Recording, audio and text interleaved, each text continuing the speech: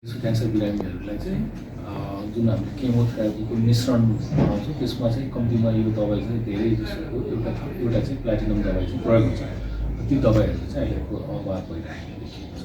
हजुर डाक्टर साहब, जस्तो यो अभाव हुँदा चाहिँ हाम्रोमा कस्तो प्रभाव परिरहेछ?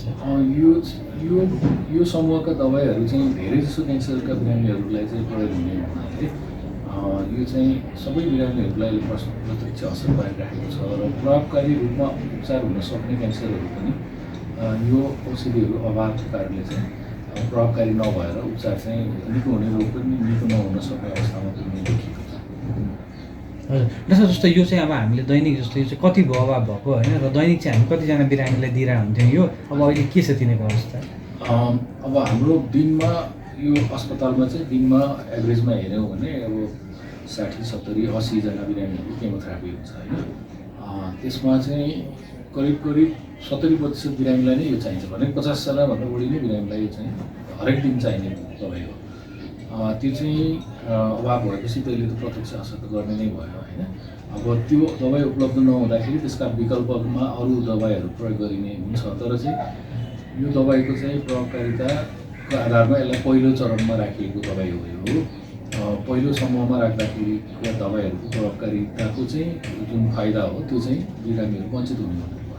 त्यसले गर्दाखेरि उपचार चाहिँ प्रभावकारी नहुने भन्ने कुराको स्वतः नै त्यसबाट सिद्ध हुन्छ। कति दिन डाक्टर साहब यो अवस्थामा? हजुर, कति दिन भयो अभाव हुन थालेको? यो अभाव देखिन थालेको त लगभग हामीलाई 2 महिना जति नै हुन थालिसक्यो, तर स्टकमा भएको दबाईहरू हामीसँग चाहिँ भण्डारमा रहेको र सप्लायरहरूसँग रहेका दबाईहरू प्रयोग गरेर अहिलेसम्म हामीले जेनतेन गरिरहेका थियौँ। अब चाहिँ कहीँ पनि छैन होइन। अब यस अस्पतालको फार्मेसीमा सके पनि बाहिरबाट ल्याउने, अन्य अस्पतालबाट ल्याउने गरिराख्नु भएको थियो बिरामीहरूले, तर त्यो पनि अहिले बाहिर पनि उपलब्ध हुन छोडिसक्यो र मैले सुनेअनुसार भारतमा पनि यसको अभाव सुरु भइसकेको छ।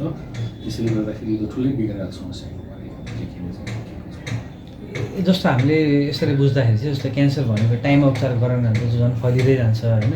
यो औषधिले प्रभावकारी नहुने भयो भने जस्तो निको हुने क्यान्सर पनि अब निको नहुने अथवा त्यसले जटिल रूप लिने अब अर्को स्टेजमा जाने सम्भावना हुन्छ रहेछ।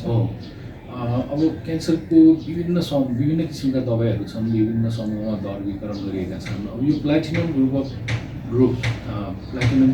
अफ ड्रग्स चाहिँ धेरै पहिलेदेखि प्रयोग भइरहेको एउटा प्रभावकारी सरल सस्तो सर्वसुलभ औषधिको रूपमा एउटा विकल्पको रूपमा रहेको थियो बिरामीलाई।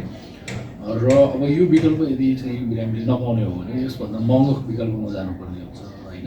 यसमा 100 गुणा बढी खर्च गर्नुपर्ने अवस्था आउन सक्छ। त्यसैले गर्दाखेरि चाहिँ यो आर्थिक रूपले पनि बिरामीले चाहिँ एकदमै असर पर्ने हुन्छ र कतिपय अवस्थामा चाहिँ यो दबाई नै प्रयोग गर्नुपर्ने अवस्थामा त त्यो बिरामीले चाहिँ त्यो उपचारको प्रभावकारी नहुने भइ नै हाल्यो होइन। त्यस्ता धेरै क्यान्सरहरू छन् जुनमा चाहिँ यही नै दबाई नै चलाउनु पर्ने हुन्छ, यसको विकल्प नै छैन अथवा चाहिँ कमसल विकल्प मध्येबाट रोज्नुपर्ने हुन्छ। त्यसले गर्दाखेरि उपचार त कम प्रभावकारी हुने भयो र निको हुने रोगहरू पनि निको नहुने सम्भावनाहरू चाहिँ हुने भयो। थ्याङ्क यू डाक्टर साहब।